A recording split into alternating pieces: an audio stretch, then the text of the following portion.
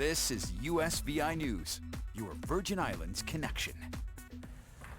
Hi, everyone. Thanks so much for joining us for USVI News. I'm Emily Matson.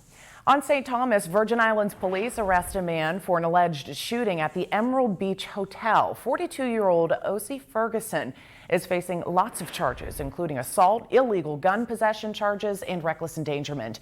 The charges stem from a fight which happened Monday at 8 o'clock in the morning at the Emerald Beach Hotel.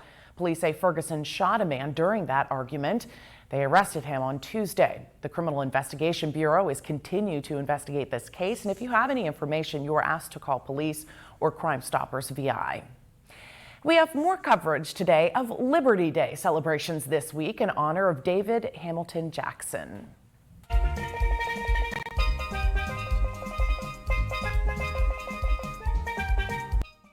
Music from the steel pan was just one of the highlights of the Liberty Day celebration Tuesday afternoon at Grove Place Park on St. Croix. Leaders and community members gathered for the event.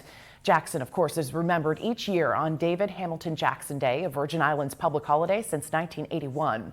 The holiday is every November 1st and is also called Liberty Day as a celebration of free press in the islands, which Jackson himself designated in 1915 when he published the first free press newspaper in St. Croix.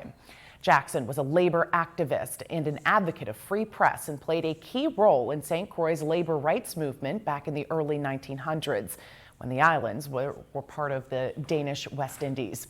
He started the first free press newspaper, sought better conditions for the black working class in the islands, laying the groundwork for passionate Virgin Islanders to continue his mission to this day. His passionate advocacy for the advancement of our home set the stage socioeconomically, politically, socially for where we are now.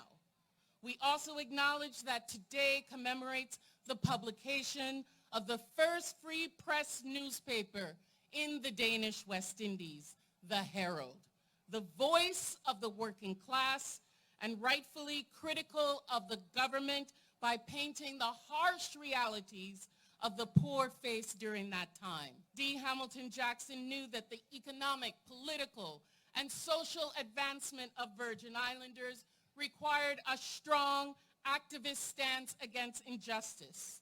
In my role as your Congresswoman of the Virgin Islands in Washington, I recognize the importance of a good fight, and fighting not just for the status quo or that things remain as they are, but that there be a better treatment and equitable treatment of Virgin Islanders across the board.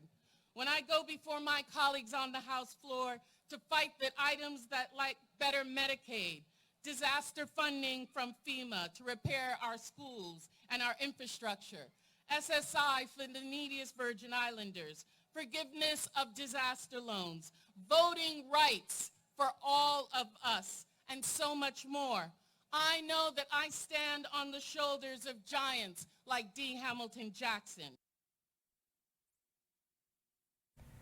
D. Hamilton Jackson was also influential in gaining local support for the sale of the islands from Denmark to the United States and played a strong role in the development of the U.S. Virgin Islands. As we hit midweek, we have updated COVID-19 case counts from the Virgin Islands Department of Health. COVID-19 cases remain steady in the USVI, but have peaked just a bit on St. Croix and St. Thomas. There are currently 62 active COVID cases territory-wide, with 47 on St. Croix, 14 on St. Thomas, and 1 active case currently on St. John.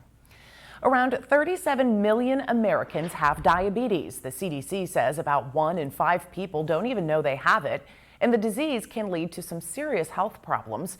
So in honor of National Diabetes Month this November, here's more on why health experts say self-care is key. It's a disease that can strike at any age. Diabetes, which happens when a person's blood sugar is too high, is a serious health threat.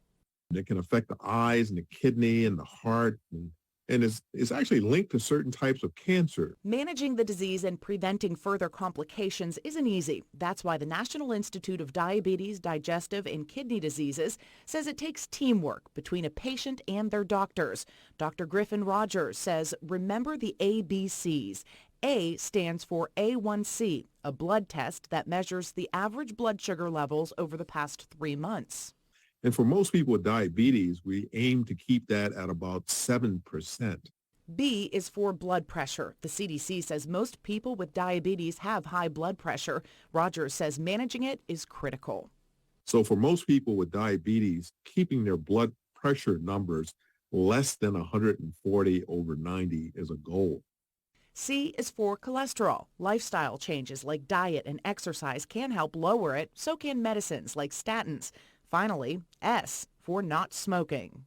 Smoking and diabetes narrow the blood vessels and lead to the vascular damage that can cause problems in the kidneys and the eyes and the heart. And Dr. Rogers says developing a diabetes care plan and sticking to it can help someone with diabetes live a long, healthy life. He adds early management is key to preventing the progression of the disease. We go more in depth now on a growing danger parents need to be aware of. As our cars and trucks are getting bigger, so are the blind spots, even in the front of the vehicles. So now there's an effort to prevent accidents that are claiming hundreds of lives every year.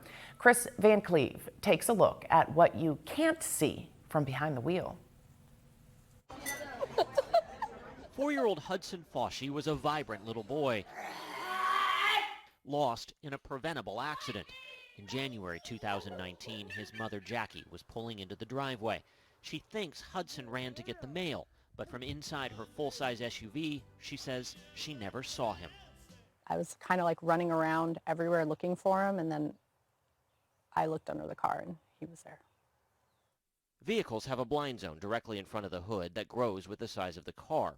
Americans' shift to larger trucks and SUVs comes as deaths from these front-over crashes more than doubled in 5 years, killing over 500 in 2020. Experts say the victims are often small children. I miss my son. I miss his hugs. I miss watching him grow up. Inside their test facility, Consumer Reports shows us how much a driver can't see. Watch as these 4 young children leapfrog forward, another 4 full spots, and they're still out of view. I can see Dylan's head. So do we get 9 kids there? That zone is far longer than you think. Consumer Reports tested the front blind zones of 15 vehicles, ranging from about 3 feet for a small sports car to as much as 15 feet for one full-sized pickup. Consumer Reports showed us 3 different demos. The larger the car, the larger the blind zone. Connecticut Senator Richard Blumenthal is now proposing legislation to make front-facing cameras and collision avoidance sensors standard. The technology already exists, but the camera is often an expensive add-on. It's similar to backup cameras, required on all new vehicles since 2018. Safety should not be a premium feature. It should be standard, just like airbags and seat belts. Jackie Foshee agrees and hopes her family's tragedy can help make cars safer. I would never want another parent to experience this. It's terrible. Automakers tell CBS News safety is a top priority, and vehicles continue to get even more safe as automakers test, develop, and integrate new safety technologies. If you don't have a forward-facing camera in your vehicle already, safety experts and the auto industry recommend doing a walk around the car before you get in.